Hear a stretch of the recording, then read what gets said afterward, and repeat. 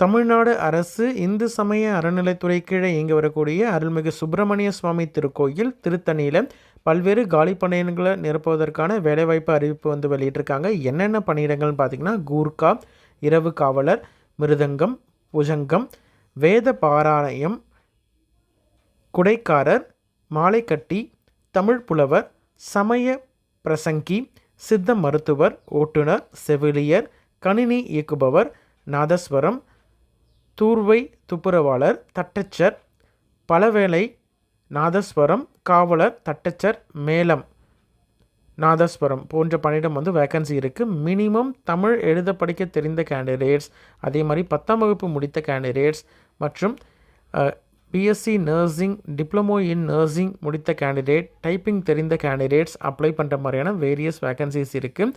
இது எல்லாத்திற்கும் எப்படி அப்ளை பண்ணணும், யாரெல்லாம் எலிஜிபிள், சேலரி எவ்வளவு,